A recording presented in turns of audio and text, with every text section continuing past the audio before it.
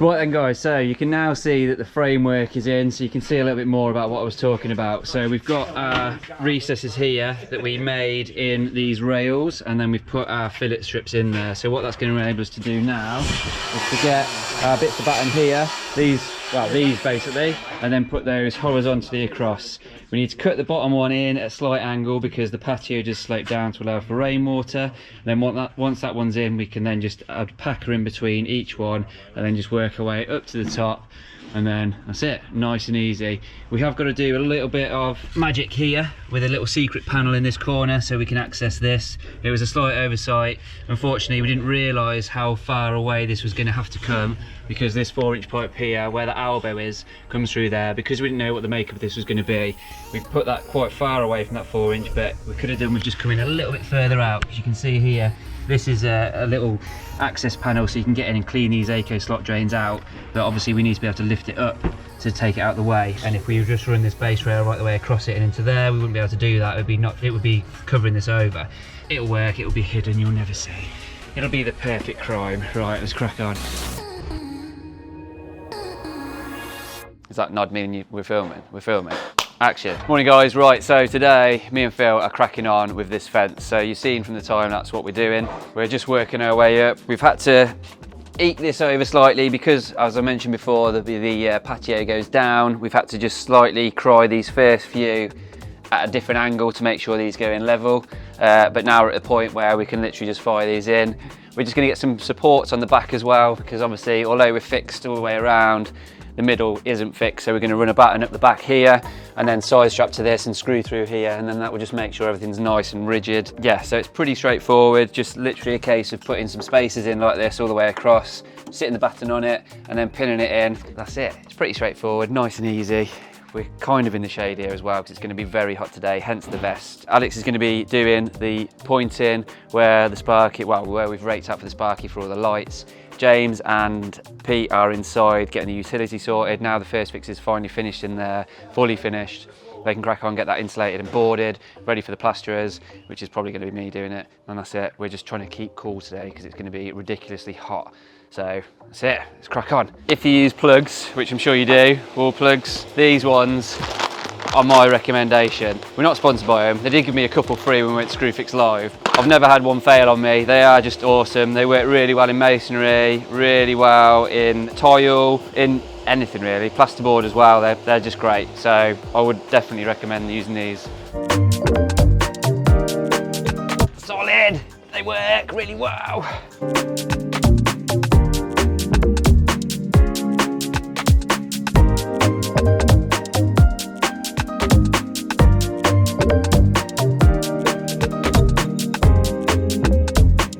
Right, so this morning me and Pete are going to be boarding all of this. So this is the utility. It's sort of like it's more or less a plant room really for all of this stuff, but we are going to have some wall units and base units in here. Before we started, we actually took some pictures of all these cables and everything for future reference, because the last thing you want to do is go and pierce through one of these or even a gas pipe up here. So we've made some pictures, well, we took some pictures, got some measurements. Pete's just putting this return feature in here just so we have something to carry the plasterboard over to there. And then while he's doing that, I'm putting this insulation in. So we're going to get all this insulated and everything. Now we've took our measurements. And then I'm going to put the standard plasterboard on this because there's nothing really going on this wall. And then here we're putting Habito board on, which you've probably seen us use before, and that's just better rated to take heavier things. So it's designed, I don't know what the actual specification is, but it's a certain amount of kilograms per screw, so you can actually screw straight into it without the need of like pattresses or wall plugs or whatever. So this is obviously Sparky's hub here where he's going to put the fuse board, I'd imagine. And then down here we've got the underfloor heating to contend with. So this is going to be a bit more complicated to get a plasterboard behind that, but hopefully we managed to do that because it'd look a lot better. And then obviously pink board on the ceiling. This is going to have the acoustic insulation in, the thicker stuff. And yeah, that's our task for today. So me and Pete are going to try and wrap this up and yeah, follow us along, see how we get on.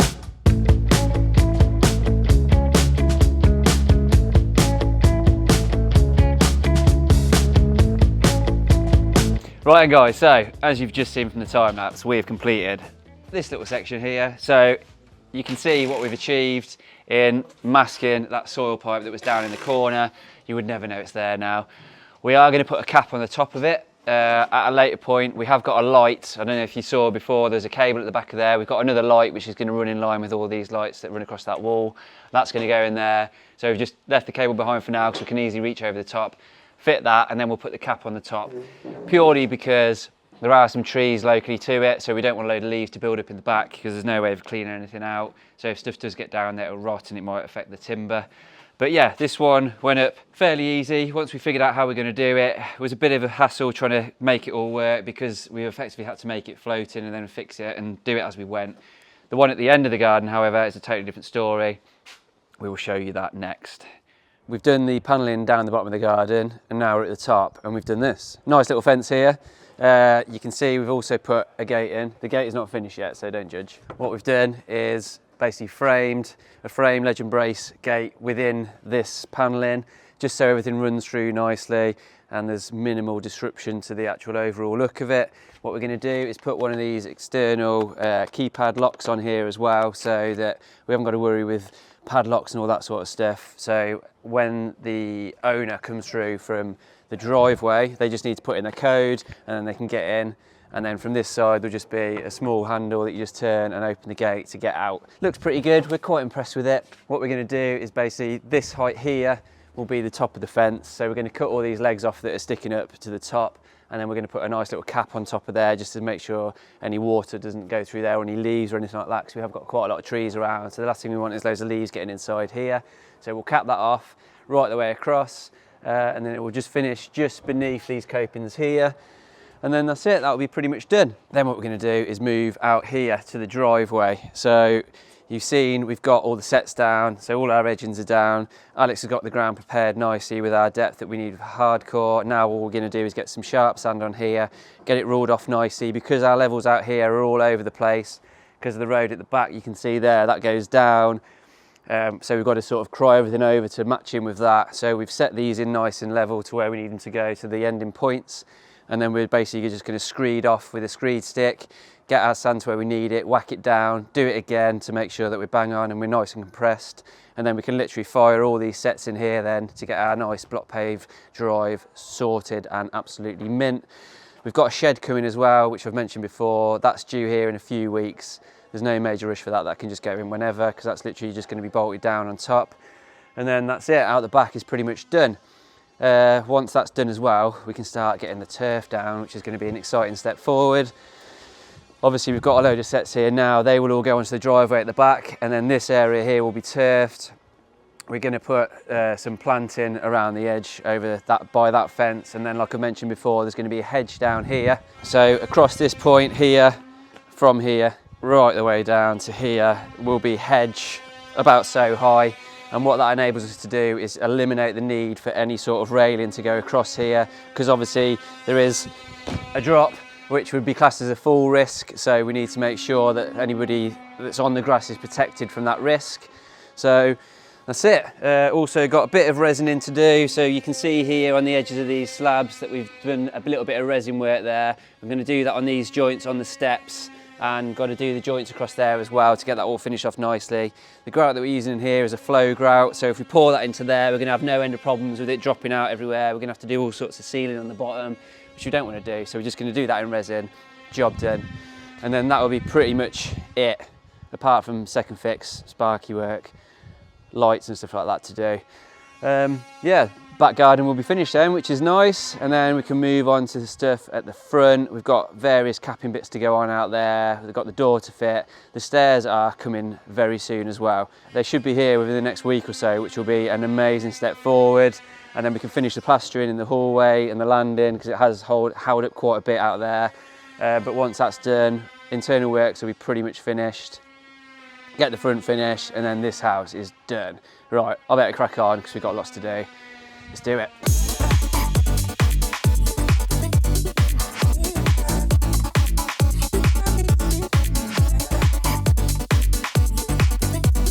Look at my poor little thumbs. It's from nailing light, about 40,000 nails in this.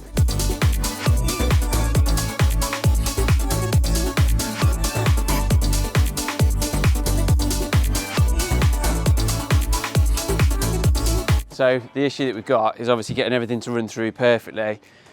Some of these, the thickness of them are slightly wider, slightly thinner, so it's been a bit of a nightmare getting everything to run through because we want that seamless look to go through. On these ones here, what we've done is set this out because when Alex installed these, he's installed them absolutely bang on, they're perfectly level. So we've just used this as our spacer all the way across to set our bottom batten. But because of the thickness difference, it has caused us quite a few different issues working our way up. So we're just making sure that the first one is bang on, and then we can use our spacers that we've used for the rest of it, and that should keep us pretty much where we need to be. But again, we're going to have to just keep checking as we go up to make sure that this isn't running out, because what you want is, you know, although you've got the post in the middle here at the back, you still want it to look right. So we've just got to make sure that we take that little bit of extra time just to make sure that it works properly.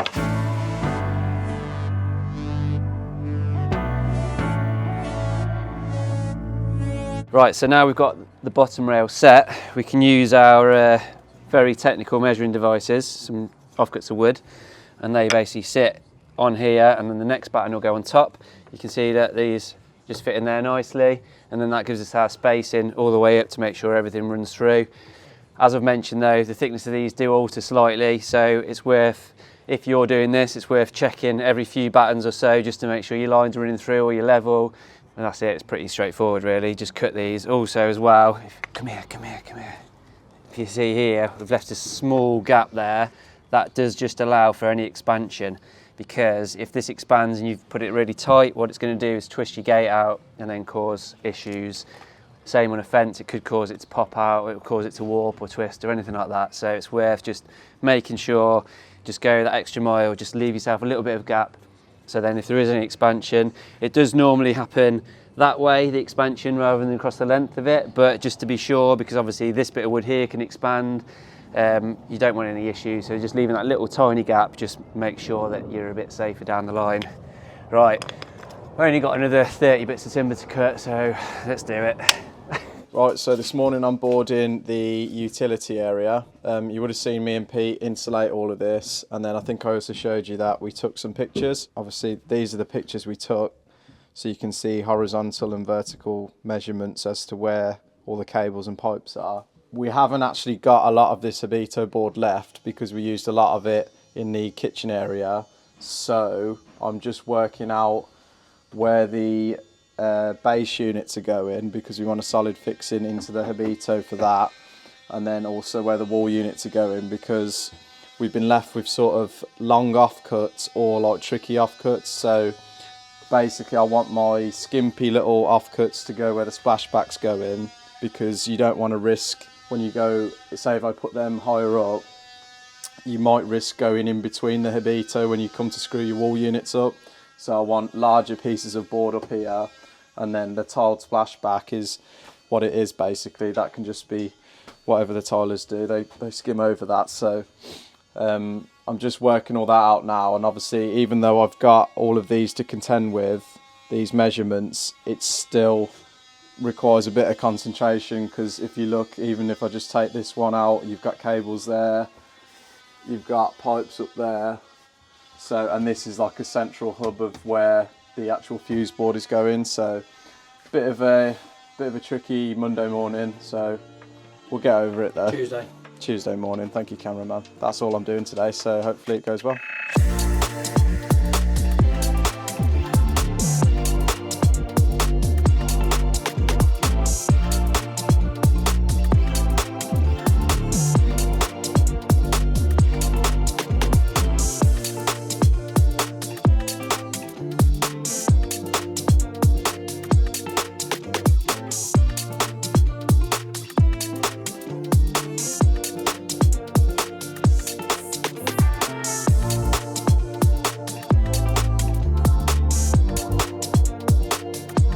Pretty good, doesn't it? I'm impressed with this.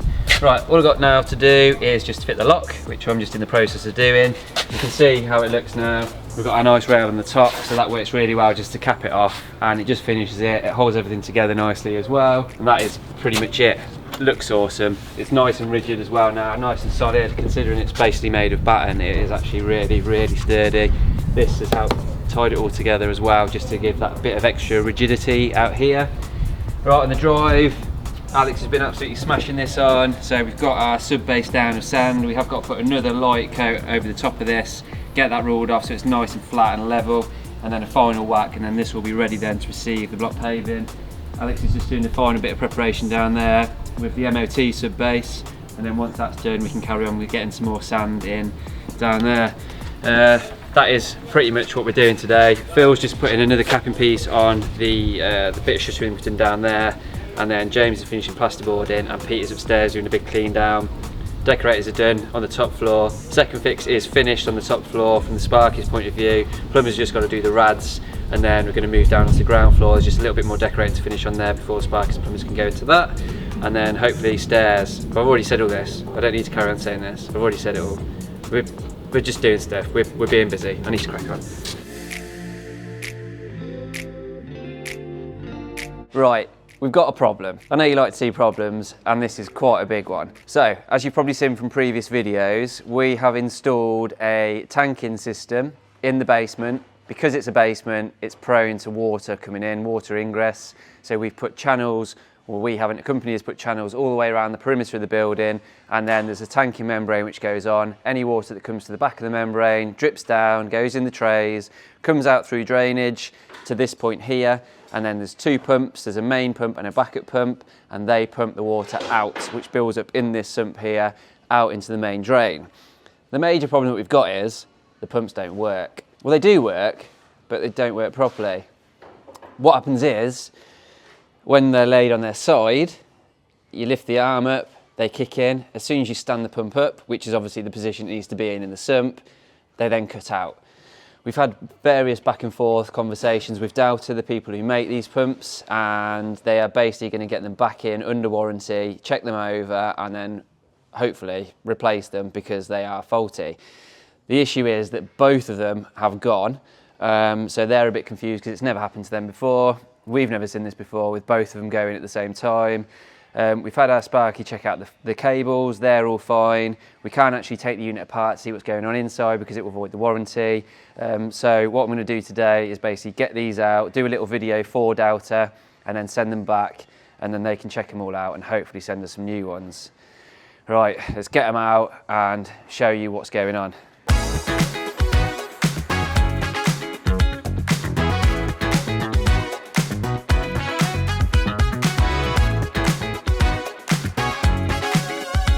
Right, so you can see in here there's a lot of water which is built up. Obviously this is an issue because if any more builds up, we've got a chance of this backfilling into the house and causing us issues. So we're going to get these pumps out now, do a little video for Doubter as they've requested, and then we can get them sent off, but also I'm going to get this excess water out of here so we've got no issues moving forward. I don't know which one's which, Phil, so what we're going to have to do is just turn that on. So in fact, shall I get them both out? I'll get them both out first. Oh, it smells lovely in here as well. So what should normally happen is, you can see this float arm here, when it gets to a certain point, it kicks in, and then that enables the pump then to obviously pump the water out. What's happening is, it's not working at all in this position. As soon as it clicks in, I don't know if you can hear it, it makes that little noise. As soon as it does that, it just trips the power straight away. However, when it's on its side like this, in this position, it works fine. So it's very bizarre. We don't know what the problem is, so we're going to try and get it sorted. Ryan's behind the camera going, because it does actually stink. That's why I've got gloves on. Right, Phil, if you just turn that on, mate. Right, it's not that one. Right, it's that one. So you can see when I move the float, it kicks in and we're in business. That's working. However, when we do this, it's cut out and it's blowing the electric. So that's not right. It needs to be in the upright position and still pumping.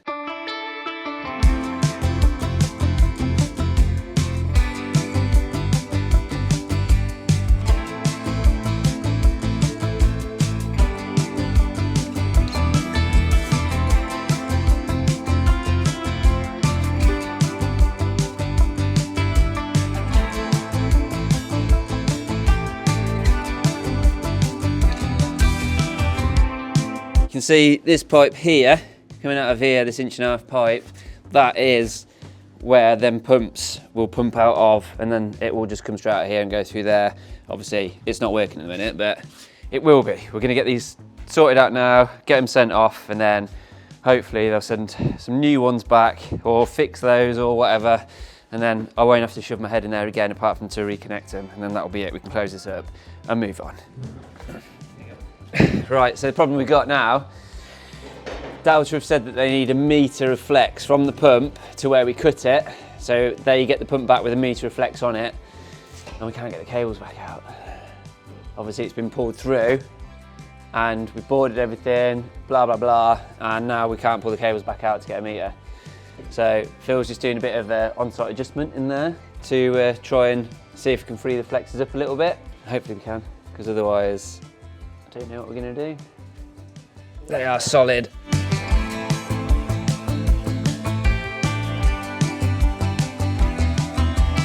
That's got to be it, isn't it? Yeah, why would the track stop? No, that can't be it, because there's nothing. Everything's pointing to it being here, but it's not. Ugh. Oh dear, we're gonna have to cut some of the wall out. And then we're just going to screed this off here, get it somewhere near, run the whacker plate over it, smash these down, well not smash, place them carefully, lovingly. We've got to get all this cleared, we've got to get rid of all this, get the ground prepped, and then start getting some soil in, and then turf.